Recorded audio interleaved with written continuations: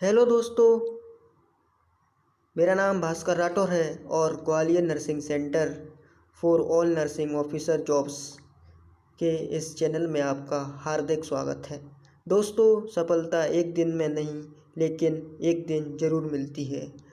दोस्तों, सिलेक्शन भले ही लेट हो लेकिन लेटेस्ट होना चाहिए। ठीक है दोस्तों, हमने कल ही चैनल चालू किया है और मुझे खुशी है कि आप सभी का सहयोग से चैनल को अच्छा रिस्पॉन्स मिला।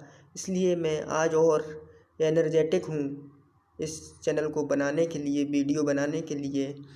तो दोस्तों, हमने पिछली वीडियो में मेल रिप्रोडक्टिव सिस्टम के बारे में हम कर रहे थे, उसी की कड़ी में आगे चलते हैं और आज हम बात करेंगे एनाटॉमी ऑफ स्पर्मेटोजून, स्पर्म की एनाटॉमी के बारे में। कि स्पर्म की एनाटॉमी के बारे में हम बात करेंगे दोस्तों। तो दोस्तों देखते हैं दोस्तों, each spermatozoon is divided into 3 parts. दोस्तों, स्पर्म के 3 भाग होते हैं, हेड, मिडिल पीस, टेल। तो हेड वाला जो पार्ट है दोस्तों, उसमें न्यूक्लियस और क्रोमोसोम्स होते हैं। ठीक है दोस्तों, और जो मिडिल वाला पार्ट है mitochondria that provide the ATP needed to move the tail. और दोस्तों, जो मिडिल वाला पार्ट है उसमें एटीपी प्रेजेंट रहती है, जो हमको पता है सेल का पावर हाउस क्या होता है, माइटोकॉन्ड्रिया, जो एनर्जी प्रोवाइड कराता है। और टेल में देखते हैं the only cell with flagellum in the human body. बहुत ही महत्वपूर्ण क्वेश्चन, ऋषिकेश एम्स में आया हुआ क्वेश्चन है कि जो है ऐसी कौन सी सेल है जिसमें फ्लैजेला पाया जाता है। तो ह्यूमन का स्पर्म सेल में फ्लैजेलन पाया जाता है, क्योंकि लिए किस लिए, स्विंग के लिए। ठीक है दोस्तों, अब आगे चलते हैं। दोस्तों, ये हम देख रहे हैं यहाँ पर स्पर्म का स्ट्रक्चर। एक दिल्ली एम्स में एक क्वेश्चन पूछा गया था कि स्पर्म के जो आगे वाला भाग होता है उसको क्या बोलते हैं। तो दोस्तों, उसको एक्रोसोम बोलते हैं। इसके अंदर क्या होता है, न्यूक्लियस होता है। इसके बीच वाले भाग को हम मिडिल पीस बोलते हैं। और दोस्तों, इसमें स्पाइरल शेप वाला जो भाग है इसको माइटोकॉन्ड्रिया से कनेक्ट रहता है। और दोस्तों, इसमें प्लाज्मा मेम्ब्रेन होती है और जो टेल वाले भाग का पोर्शन होता है। ठीक है दोस्तों, हमने स्पर्म के स्ट्रक्चर के बारे में देखा। अब हम दोस्तों स्पर्मेटोजेनेसिस के बारे में देखेंगे। दोस्तों, स्पर्मेटोजेनेसिस क्या होता है और स्पर्म कैसे बनता है, इसकी क्या प्रोसेस है दोस्तों, इसका पूरा समझेंगे हम दोस्तों। तो देखते हैं दोस्तों स्पर्मेटोजेनेसिस। तो इसका इंट्रोडक्शन है, sperm production take place in seminiferous tubules. दोस्तों, हम कल देख रहे थे, तो कल मैंने आपको बताया कि ये सेमनीफेरस ट्यूबल्स हैं। सेमनीफेरस ट्यूबल्स के अंदर ही स्पर्म का प्रोडक्शन होता है। स्पर्म का प्रोडक्शन कहाँ पर होता है, ध्यान रख लीजिए, सेमनीफेरस ट्यूबल्स के अंदर। बहुत ही बेसिक क्वेश्चन है, बहुत। ठीक है दोस्तों। और सेमनीफेरस ट्यूबल्स कंटेन सबस्टेंसुलर cells and stem cells called spermatogonia. दोस्तों, मैं तुम्हें आपके लिए बताऊं, हमें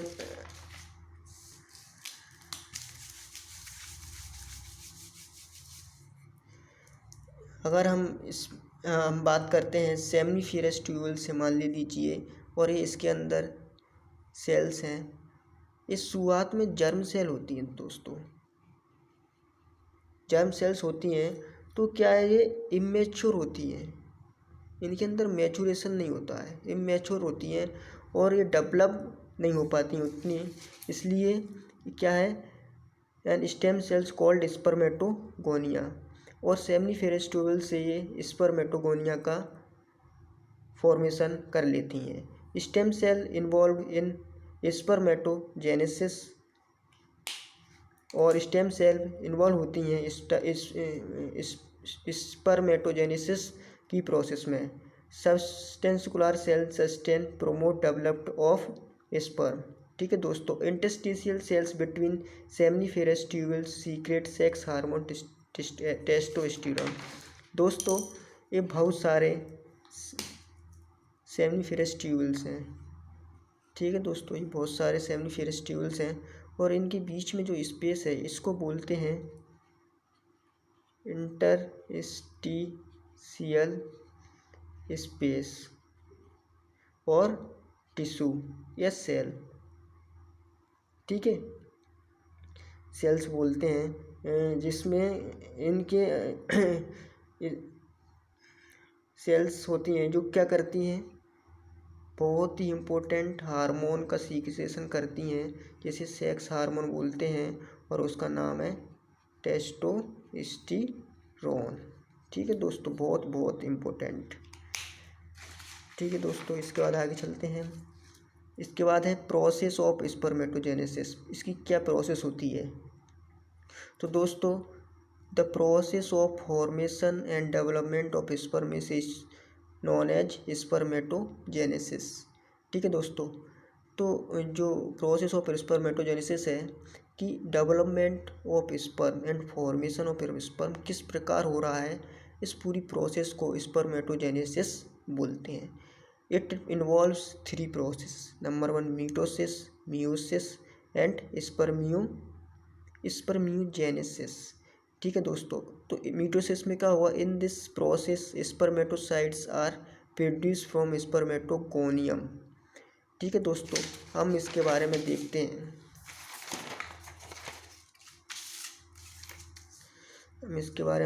दोस्तों तो हमने बात की जी क्या है, स्पर्मेटोगोनिया। ठीक है दोस्तों, स्पर्मेटोगोनिया जो सेल है वो यहाँ से और यहाँ पर मीटोसिस, इसका मीटोसिस होगा। ठीक है, और स्पर्मेटो जो है क्या बनाएगी, मीटोसिस, और जो यहाँ से यहाँ तक स्पर्मेटोगोनिया इसको हम बोलेंगे। ठीक है, मीटोसिस माने समसूत्री विभाजन। मान लीजिए यहाँ पर 46 हैं अपने पास, तो यहाँ पर भी हमारे पास 46 ही है। ठीक है, 46 क्रोमोसोम्स हैं। ठीक है दोस्तों, फिर यहाँ पर इसका मीटोसिस होगा, तो इसमें प्राइमरी स्पर्मेटोसाइट्स बनेगा और इसको हम प्राइमरी स्पर्मेटोसाइट्स बोलेंगे। और यहाँ पर क्या होगा, डीएनए रेप्लिकेशन होगा, ट्रांसक्रिप्शन की प्रोसेस होगी और रिपेयर जो है की प्रोसेस यहाँ पर होगी। फिर देखते हैं दूसरा पॉइंट है मियोसिस। मियोसिस में क्या है दोस्तों, मियोसिस में इन this process spermatocytes go through meiosis first and meiosis second and produce 4 spermatid. Spermiogenesis में क्या है, इन this process spermatid differentiate into spermatozoa. जैसा कि हम डायग्राम में देख सकते हैं दोस्तों कि प्राइमरी स्पर्मेटोसाइट्स में कितने हैं, 46 क्रोमोसोम्स अपने पास हैं। ठीक है, यहाँ से मियोसिस होगा। अब मियोसिस में 46 हैं, 46 में 23 क्रोमोसोम इधर चले जाएंगे और 23 इधर चले जाएंगे। ये क्या होगा, इसको बोलेंगे सेकेंडरी स्पर्मेटोसाइट्स। ठीक है, यहाँ पर क्या था, प्राइमरी स्पर्मेटोसाइट्स था, यहाँ पर प्राइमरी स्पर्मेटोसाइट्स था, और यहाँ के बाद मियोसिस फर्स्ट हुआ और मियोसिस फर्स्ट होने में 23 जो है क्रोमोसोम हो जाएंगे और इसको सेकेंडरी स्पर्मेटोसाइट्स बोलेंगे दोस्तों। और सेकेंडरी स्पर्मेटोसाइट्स के बाद मियोसिस सेकंड होगा। मियोसिस सेकंड में ट्रांसक्रिप्शन की प्रोसेस होगी, रिपेयर की प्रोसेस होगी, और ये एपिडेर्मिस में, और कहाँ पर होगी, एपिडेर्मिस में।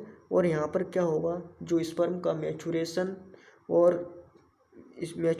होगा, डेवलप्ड होगा यहाँ पर, और इसको ये 4 उसमें बट जाएगा और इसको बोलेंगे स्पर्मेटिड स्पर्मियोजेनेसिस क्या प्रोसेस है, स्पर्मेटिड से स्पर्मेटोजोआ बनने की प्रोसेस को हम स्पर्मियोजेनेसिस बोलते हैं, जहाँ पर फिजिकल मैचुरेशन होता है स्पर्म का, और जो है मैच्योर स्पर्म बनते हैं। ठीक है दोस्तों, 4 स्पर्म बनते हैं। ठीक है दोस्तों, आपने समझा स्पर्मेटोजेनेसिस को, और इसके बारे में देखते हैं।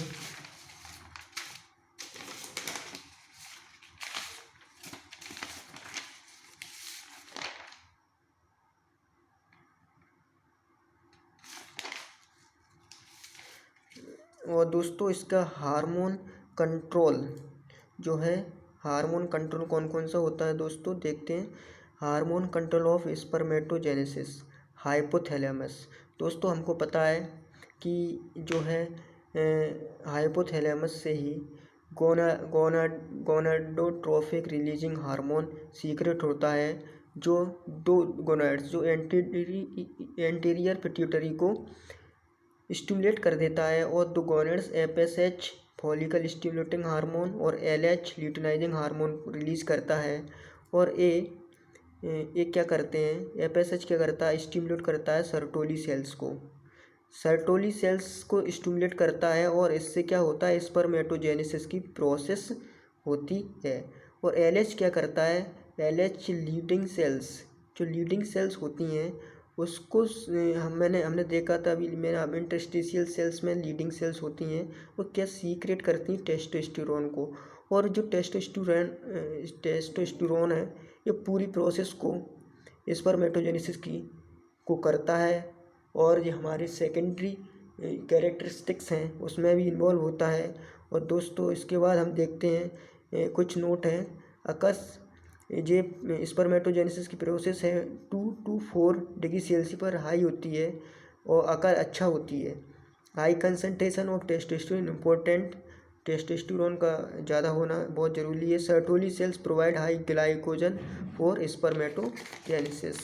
ठीक है दोस्तों, और हम अब इसके जो वन लाइनर क्वेश्चन हैं वो देखते हैं दोस्तों।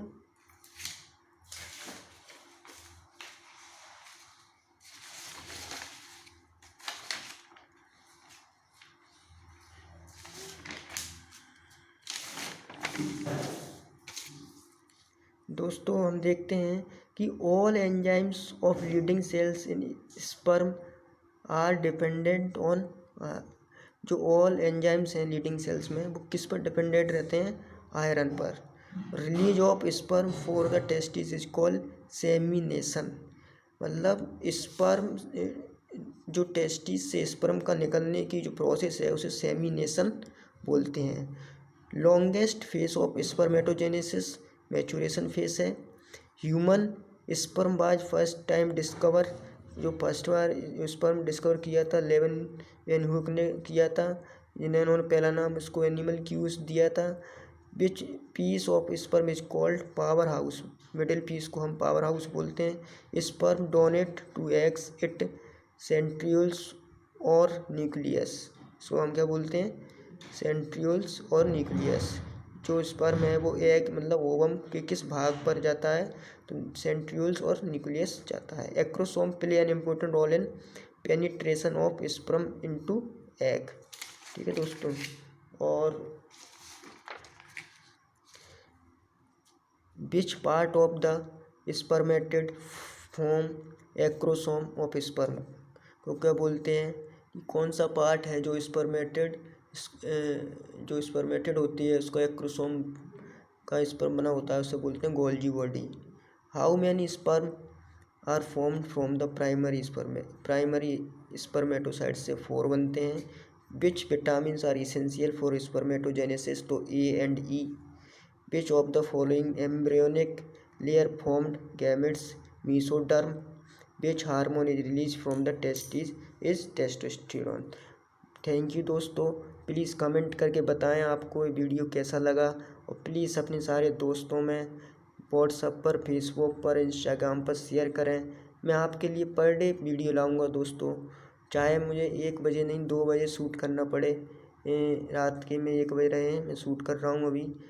ठीक है दोस्तों, और मैं डेली लाऊंगा आपके लिए। मैं आपकी नर्सिंग की तैयारी ऐसी कराऊंगा कि आप भी 6 महीने के अंदर बोलने लगोगे कि हाँ किसी सर ने तैयारी कराई है।